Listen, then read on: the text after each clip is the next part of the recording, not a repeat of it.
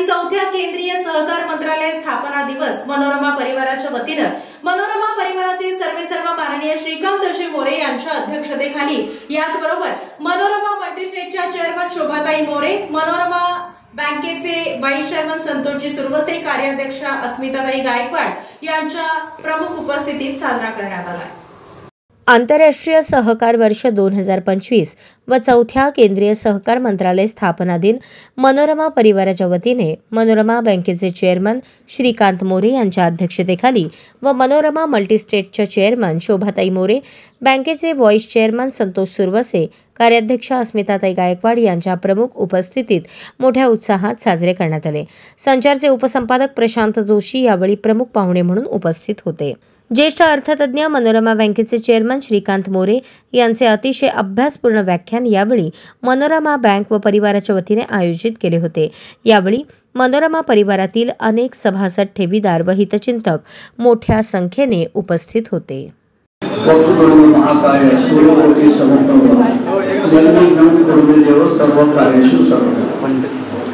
आपल्याला सगळ्या कल्पना आहे की आंतरराष्ट्रीय सहकार वर्ष म्हणून युनायटेड नेशन्स ऑर्गनायझेशनने 2025 हे वर्ष साजरं करायचा असा निर्णय घेतलेला आहे।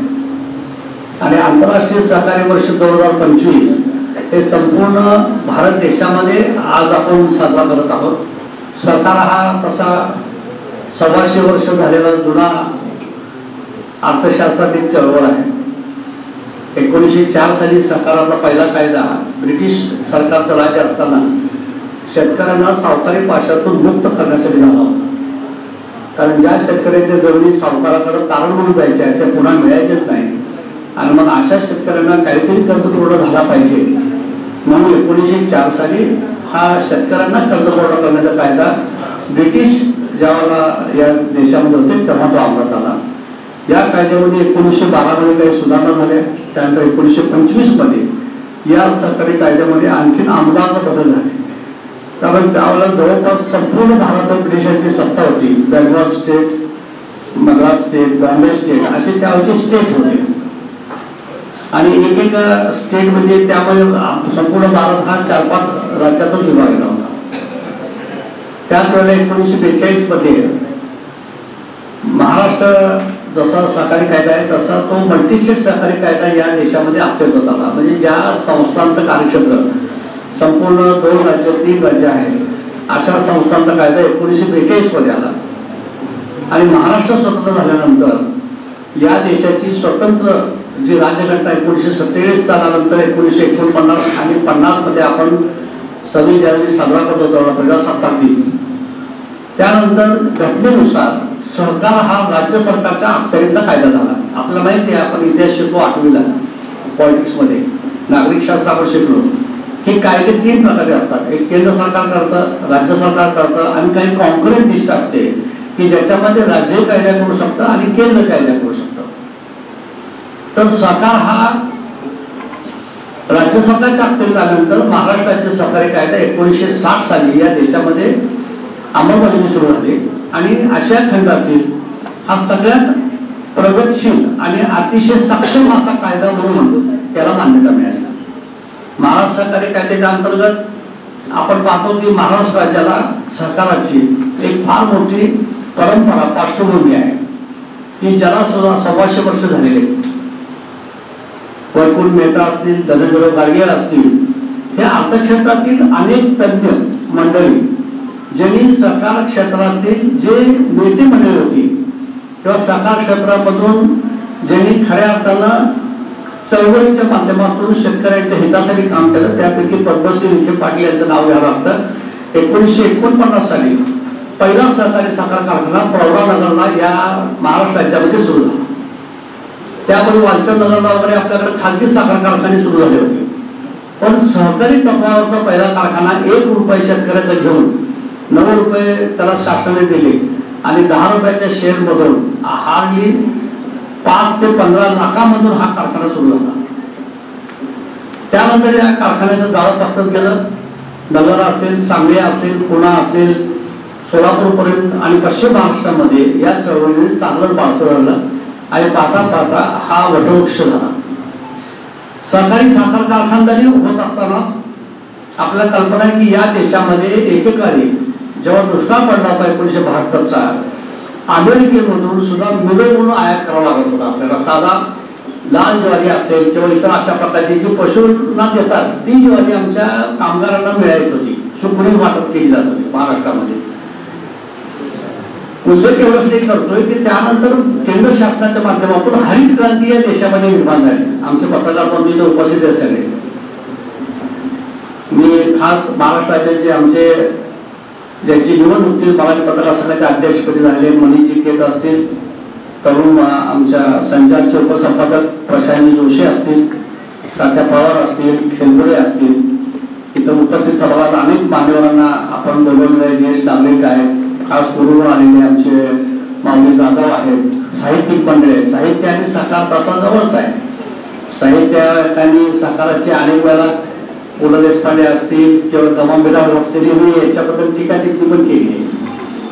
तो हा विषय नाही, पण आंतरराष्ट्रीय सहकारी वर्ष का साजरा करतोय आणि कशासाठी? कारण या चळवळींनी जे निर्माण केलेलं आहे विशेषतः पश्चिम महाराष्ट्रामध्ये आणि संपूर्ण देशामध्ये, ते जर आपण नाव ऐकलं तरी आपण थक्क होऊ, एवढी प्रचंड आर्थिक प्रगती या देशामध्ये झाली. जशी हरित क्रांती झाली आणि आज भारतीय बाजारपेठेमध्ये जगाला पुरवठा करेल एवढं गहू उपलब्ध आहे. आम्हाला गव्हाची आयात करावं लागत नाही, कारण हरित क्रांती झाली. एकरी जिथं 1-2 खरीप मध्ये गहू येत होता, 1-2 क्विंटल 4 क्विंटल, तिथं एकरी 30-40 क्विंटल गहू घेणारे ह्यालाच म्हणतात हरित क्रांती. पाण्याचा पुरवठा झाला, हरियाणा असेल, यूपी असेल, इतर राज्यांमध्ये खतांचा पुरवठा झाला. केंद्र शासनाने त्याला खास सबसिडी दिल्या, खास मदत केली आणि हरित क्रांती, ग्रीन रेव्होल्यूशन ज्याला आपण म्हणतो, त्या माध्यमातून अतिशय मोठ्या प्रमाणामध्ये प्रगती झाली. तशीच प्रगती ही व्हाईट रेव्होल्यूशनच्या माध्यमातून झाली. आता व्हाईट रेव्होल्यूशन म्हणजे काय, कोण सांगतं मला? व्हाईट रेव्होल्यूशन म्हणजे काय? दूध क्रांती, धवल क्रांती. डॉक्टर कुरियन असतील, आनंदच्या माध्यमातून गुजरातमध्ये जी क्रांती झाली. आज आनंदचं नाव लोक विसरले, पण अमूल म्हणलं की अमूल दूध पिता है इंडिया, हे म्हटलं की लोकांच्या लक्षात येतं की अमूल म्हणजे काय. सहकारातली सक्सेस स्टोरी आहे. आज जगामध्ये आंतरराष्ट्रीय पातळीवरती हा ब्रँड विकसित झालेला आहे आणि जगभर अमूलने क्रांती केलेली आहे. अब्जावधी रुपयाचा 56,000 कोटीचा टर्नओव्हर या अमूलच्या माध्यमातून देशात चालतो. लाखो शेतकऱ्यांच्या घराघरामध्ये जो रोजगार आहे तो अमूलच्या माध्यमातून जातो. ही सक्सेस स्टोरी आहे. आज महाराष्ट्रामध्ये सुद्धा अशाच प्रकारची धवल क्रांती खेड्यापाड्यातून आपल्याला पाहताना दिसते. सरकार म्हटलं की तुम्हाला माहिती आहे की आर्थिक चळवळ आहे. मुळात ही चळवळ सर्वसामान्यांसाठी म्हणून ही चळवळ आहे. मुळात ही चळवळ जी आहे ती गोरगरिबासाठी आहे. सावकारी पाशातून शेतकऱ्याला मुक्त करण्यासाठी चळवळ आहे. जे 40%, 50% दारिद्र्यरेषेखाली आज आहेत त्यांच्यासाठी ही चळवळ आहे. ज्यांच्याकडे स्वतःचा उद्योग उभा करण्याची ताकद नाही त्यांनी 10 माणसांनी एकत्र यायचं आहे आणि स्वतःचा स्टार्टअप सहकाराच्या माध्यमातून सुरू करायचा आहे. व्यवसाय कोणताही असो तुम्ही सहकारातून करू शकता. मग जॉईंट फार्मिंग असेल, पोल्ट्री असेल, सिमेंट उद्योगधंदा असेल, स्टील इंडस्ट्री असेल, बांधकाम व्यवसाय असेल, कुठल्याही प्रकारचा टेक्सटाईल, कॉटन टू फॅशन ज्याला आपण म्हणतो. कॉटन टू फॅशन याचा अर्थ असतो की कापूस शेतकऱ्यांनी निर्माण केला, त्याच्यापासून सरकी काढून बाजूला केला, सूत काढलं, सुतापासून त्याला आपण कापड तयार केलं, कापडापासून स्टिचिंग केलं. ही फार मोठी परंपरा आहे कॉटन टू फॅशन. आणि याच्या माध्यमातून इंटिग्रेटेड टेक्सटाईल मिल्स या देशामध्ये मुंबई, पुणे आणि संपूर्ण महाराष्ट्र राज्य असेल, इतर राज्यामध्ये विशेषतः साऊथ इंडिया असेल, तामिळनाडू असेल, गुजरात असेल, या सर्वच देशामध्ये अशा प्रकारच्या या मिल सुरू झाल्या. आणि म्हणून या सरकारी चळवळीतून महत्व बघता की आज देशामध्ये 2.5 कोटी सहकारी संस्था कार्यरत आहेत. 2.5 कोटी सहकारी संस्थांमधून जवळपास 21 कोटी लोक याला त्या कारणानं निगडीत आहेत. 21 कोटी. तुम्ही म्हणा असं कसं शक्य आहे? वस्तुस्थिती आहे. एकेका साखर कारखान्यामध्ये 10,000 सभासद आहेत. एका स्पिनिंग मिल मध्ये 5,000 सभासद आहेत.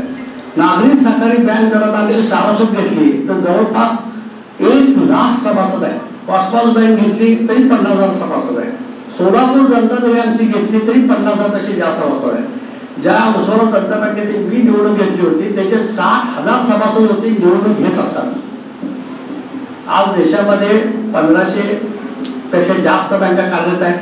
महाराष्ट्र राज्यामध्ये जवळपास 500 पेक्षा जास्त बँका कार्यरत आहेत. महाराष्ट्र राज्यात 18,000 पतसंस्था कार्यरत आहेत. जवळपास 1,00,000 सहकारी हाऊसिंग सोसायटी कार्यरत आहेत. लिफ्ट इरिगेशन सोसायट्या की जे नदीतून पाणी उचलतात आणि शेतकऱ्याच्या शेतापर्यंत पोहोचवतात. किती प्रकारच्या सोसायट्या आहेत. आणि शहरामध्ये सुद्धा आपण पाहतो की कंझ्युमर कोऑपरेटिव्ह सोसायटीज आज पुण्यामध्ये असतील, मुंबई असतील, सोलापूर असतील, आपणा बाजार सारख्या अनेक सहकारी कंझ्युमर ग्राहक सोसायट्या ह्या कामगारांसाठी निर्माण झाल्या. आणि या ग्राहक संस्था ज्या निर्माण झाल्या याच्या माध्यमातून सुद्धा फार मोठं नेटवर्क ग्रामीण भागामध्ये झालं. अर्बन बँका, नागरी पतसंस्था, कंझ्युमर सोसायट्या, लेबर सोसायट्या कामगारांच्या, धवल क्रांती असेल, रिडेव्हलेशन असेल, या प्रत्येक याच्यासाठी म्हणून आमच्याकडे या राज्यामध्ये जे अर्थतज्ञ होते त्यांनी त्रिस्तरीय रचना निर्माण केली. ही त्रिस्तरीय रचना काय तर गाव पातळीवरती सोसायट्या, त्याला आम्ही विविध कार्यकारी सोसायट्या म्हणतो किंवा primary agriculture credit cooperative society असं म्हणतो. जिल्हा पातळीवरती जिल्हा मध्यवर्ती बँक की जे महाराष्ट्राचेच नाही तर संपूर्ण देशामध्ये या बँकांचं जाळ आहे. गाव पातळीवरच्या सोसायट्या संपूर्ण देशात जाळ आहे. आणि प्रत्येक राज्याची स्वतःची राज्य सहकारी बँक, जशी महाराष्ट्र राज्यामध्ये महाराष्ट्र राज्य सहकारी बँक आहे. आज महाराष्ट्र राज्य सहकारी बँक जवळपास 40,000 कोटीपेक्षा जास्त व्यवसाय करते. 600-700 कोटीपेक्षा जास्त त्यांचा प्रॉफिट आता झालेला आहे. सारस्वत कोऑपरेटिव्ह बँक ही देशातली 1 नंबरची बँक आहे. कॉस्मॉस 2 नंबरची बँक आहे. अशा अनेक या नागरी सहकारी बँका त्रिस्तरीय रचना, जी गाव पातळीवरची सोसायटी, जिल्हा मध्यवर्ती बँक, राज्य पातळीवरची सोसायटी याच्या माध्यमातून आणि या सर्वांचं नियंत्रण करणारी कुठली बँक असेल तर ती रिझर्व्ह बँक ऑफ इंडिया. आणि रिझर्व्ह बँक ऑफ इंडियाने मग याच्या सबसिडी काढल्या. त्यामध्ये आपण पाहतोय की NABARD, national bank for agriculture reconstruction rural development, तर नाबार्डच्या माध्यमातून सर्व सहकारी संस्थांचा शेतकऱ्यांचा पतपुरवठा केला जातो. आणि सबसिडी संस्था सरकारने काढल्या, नॅशनल कोऑपरेटिव्ह डेव्हलपमेंट काउन्सिल असेल, इफ्को असेल, इतर अनेक प्रकारच्या सहकारी चळवळीचे जे महत्व आहे या देशामध्ये. या देशाचे पंतप्रधान मोदी जेव्हा या देशामध्ये आले तेव्हा त्यांनी आग्रहित केलं की केवळ राज्यापुरता हा सहकार नको, या सहकाराला एक स्वतंत्र महत्व द्यायचं काम, स्वतंत्र अस्तित्व द्यायचं काम हे केंद्र सरकारने पहिल्यांदा केलं. काय केलं असेल तर आतापर्यंत सहकार आणि कृषी हे एकच खातं केंद्रामध्ये होतं. राज्यामध्ये सुद्धा पूर्वी सहकार कृषी होतं. पण नंतर आता केंद्र सरकारने 4 वर्षापूर्वी कॅबिनेट मिनिस्टरची नेमणूक सहकार खात्यासाठी केली आणि सहकार हे स्वतंत्र मंत्रालय अस्तित्वात आले. सहकार हे स्वतंत्र मंत्रालय अस्तित्वात जेव्हा आलं तेव्हा अमित शहा यांनी पहिले सहकार मंत्री झाले कॅबिनेटचे. आणि आता 4 वर्ष पूर्ण होत आहेत. आणि याच वर्षी असा निर्णय झाला की आंतरराष्ट्रीय सहकारी वर्ष 2025 हे संपूर्ण देशभरामध्ये साजरं केलं जावं. तळागाळातल्या माणसापर्यंत सहकार म्हणजे काय, सहकारी तत्वप्रणाली काय, सहकार हे व्हॉलंटरी ऑर्गनायझेशन आहे, तर जबरदस्ती नाही आहे. ज्याची गरज आहे तळागाळातल्या लोकांनी त्यांनी एकत्र येऊन कोणीही सहकारी संस्था स्थापन करू शकतं. समान उद्देश असला पाहिजे, समान आर्थिक रचना असली पाहिजे, समान स्तर असला पाहिजे, त्याची नोंदणी होऊन आज देशामध्ये अशा प्रकारच्या सहकारातून तळागाळातल्या लोकांची आर्थिक उन्नती करण्याची भूमिका केंद्र सरकारने घेतलेली आहे. मी पत्रकार बंधूंना सांगू शकतो की केंद्र सरकारने मागच्या 4 वर्षात जी केलेली क्रांती आहे ती आमूलाग्र आहे. सर्व राज्यांना अत्यंत वेगानं कामाला लावलेलं आहे. ज्या आमच्या ग्रामीण पतपुरवठा संस्था होत्या त्या सर्व पतपुरवठा संस्थांना डिजिटलायझेशन करणं, डिजिटलायझेशन याचा अर्थ संगणकीकरण करणं हे कंपल्सरी केलेलं आहे.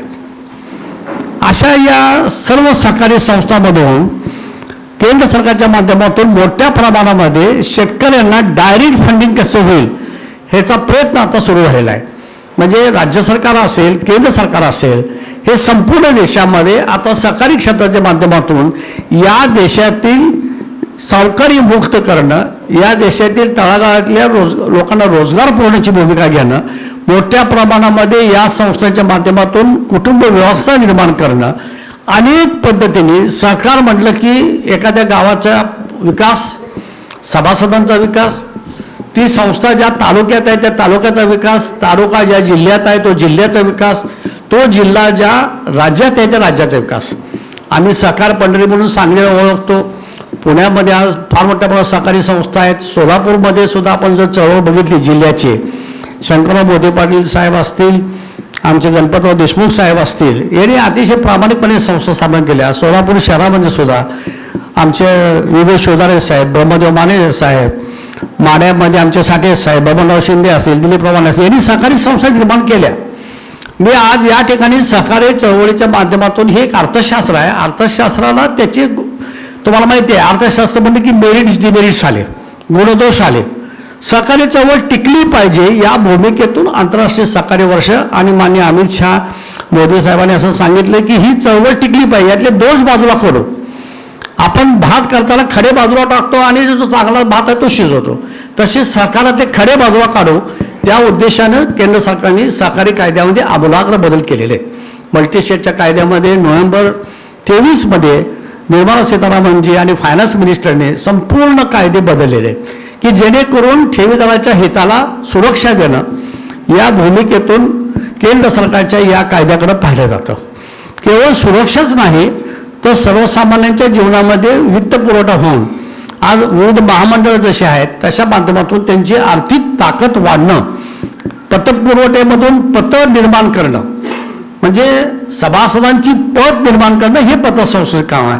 सहकार हा कर्जबाजारी होण्यासाठी नाही आहे. सहकार हा काटकसरीमधून स्वतःचा व्यवसाय चालवणं, स्वतःची उन्नती करणं याच्यासाठी सहकार आहे. आणि म्हणून कर्जबाजारी होणं लोकांना वाटतं की कर्ज काढण्यासाठी सहकार आहे. नाही, बचतीचा मूल मंत्र जपण्यासाठी सहकार आहे. जिथं बचत केली जाते तिथं सहकार आहे, जिथं बचत नाही तिथं सहकार नाही. आणि म्हणून आजच्या या आंतरराष्ट्रीय सहकारी वर्षानिमित्त मनोरमा परिवारातील सभासद, बंधू भगिनी, कर्मचारी, ज्येष्ठ नागरिक इथं अनेक मान्यवर या सभागृहामध्ये उपस्थित आहेत. मला माहिती आहे की इथं जागेची सुद्धा टंचाई बऱ्याच वेळा पडते. आज पण नेमकं तेच झालेलं आहे.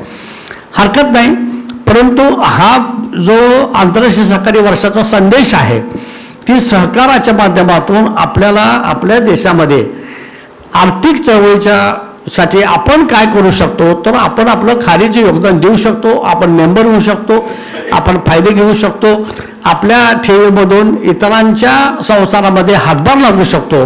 अशा प्रकारची भूमिका या आंतरराष्ट्रीय सहकारी वर्षानिमित्त संपूर्ण जगभर चालू आहे. आंतरराष्ट्रीय नावात लक्षात घ्या, भारतापुरती नाही. आज जगामध्ये इंटरनॅशनल कोऑपरेटिव्ह अलायन्स ही जी संघटना आहे, या संघटनेचे जवळपास 159 देश आहेत. इंटरनॅशनल कोऑपरेटिव्ह अलायन्सचे 159 देश आहेत. जगभर जेव्हा तुम्ही पाहतो मग सिंगापूर असेल, अमेरिका असेल, हॉलंड असेल, जपान असेल, फ्रान्स असेल, अनेक सहकारी संस्था त्या ठिकाणी चालतात. कित्येक मोठ्या मोठ्या सहकारी संस्थांचा उदय हा जर्मनीसारख्या प्रदेशातून झाला, ब्रिटनमधून झाला की जिथं 28 कामगार एकत्र आले आणि रॉसडेल पॅनल नावाची 60,000 कोटीची संस्था निर्माण झाली. उद्देश हाच आहे की सहकारी चळवळ ही बचतीसाठी आहे, काटकसरीसाठी आहे, स्वतःची उन्नती स्वतः करण्यासाठी आहे. मीच माझा शिल्पकार ही जर भूमिका जोपायची असेल तर सहकाराला एक तत्वप्रणाली आहे आणि ती तत्वप्रणाली नैतिक अधिष्ठान. जसं मनोरमा बँकेला सदाशिव रामचंद्र मोरे संस्थापक चेअरमन हे वयाचे 81 वर्षी चेअरमन झाले आणि त्यांनी एक पॉइंट पाडून दिला होता की संस्थेने स्वतःची गाडी घ्यायची नाही, संस्थेच्या पैशातून स्वतः कधी उपभोगायचं नाही, संस्थेची मालमत्ता उपभोगायची नाही. अनेक नियम त्यांनी घालून दिले आणि वयाच्या 81 वर्षाला चेअरमन झाल्यानंतर 93 वर्षापासून सिस्टीम घालून दिली. त्या सिस्टीममधूनच आज मनोरमा बँक 7 वर्ष NPA 0% आपला. कारण आपण जे वाटलं, जे पेरलं ते उगवलेलं आहे. पेरलं सदाशिवराव मोरेंनी, ज्या नावाने पेरलं ते नाव आईचं आहे. मनोरमा हे नाव आईचं आहे. म्हणजे आपण जर एकूण संपूर्ण जगाचा विचार केला, विश्वाचा विचार केला आज पंढरीचा पांडुरंग या ठिकाणी आपण मनापासून त्याचा जयघोष आपला चालू आहे. तर हा विठुराया हा गोरगरिबांचा 18 पगड जातींचा विठुराया आहे. तीच भूमिका या सहकाराची आहे. आपल्याकडे संस्कृतमध्ये पूर्वी सुभाषित आहे, ओम सहनावतु सहनावतु सहविधी करवावा आहे. आपल्या या भारतीय संस्कृतीमध्ये सहकार हा मुळामध्ये रुजलेला आहे. पूर्वी खेड्यापाड्यातले कार्यक्रम, खेड्यापाड्यातले लग्न हे काही इव्हेंट मॅनेजमेंट नव्हती. आता कालानुरूप इव्हेंट मॅनेजमेंट आलेली आहे, परंतु आत्ता त्याची गरज नाही. पण सहकाराची मात्र गरज आहे. कारण आर्थिक कणा जर आपल्याला मजबूत करायचा असेल तर निश्चितपणे आपल्याला सहकाराची कास धरली पाहिजे. विना सहकार नाही उद्धार, हेच आंतरराष्ट्रीय वर्षानिमित्त सर्वसामान्य मध्यमवर्गीय सर्व लोकांना मी सांगू इच्छितो. आणि आज अतिशय प्रचंड प्रमाणामध्ये माझ्या माता भगिनी, ज्येष्ठ नागरिक या कार्यक्रमासाठी उपस्थित झाले आहेत. त्याचप्रमाणे जे मान्यवर आपण बोलले होते ते सर्व मान्यवर या व्यासपीठावर इथे उपस्थित आहेत, विचारमंचाला उपस्थित आहेत, कवी मंडळी उपस्थित आहेत. आपल्याला आता थोड्याच वेळामध्ये आपण हा सत्कार समारंभ संपला की पावले चालती पंढरीची वाट, विठ्ठलावरच्या काही कविता, काही भजन आणि आपल्याला समारोप हा एक 1.5 तासाचा कार्यक्रम आपला साधारणपणे होईल. त्यानंतर आपल्याला खाली अल्पपहाराने सगळी व्यवस्था आपण केलेली आहे. मी पुन्हा एकदा आपल्या सर्वांचे आभार मानतो आणि सर्वांनी आंतरराष्ट्रीय सहकार परिषदेचा संदेश हा आपापल्या कुटुंबामध्ये, आपापल्या शहरातील भागामध्ये सर्वांना सांगावा. सहकाराच्या माध्यमातून आर्थिक प्रगती काय झाली एवढीच या ठिकाणी विनंती करतो. जय हिंद, जय महाराष्ट्र.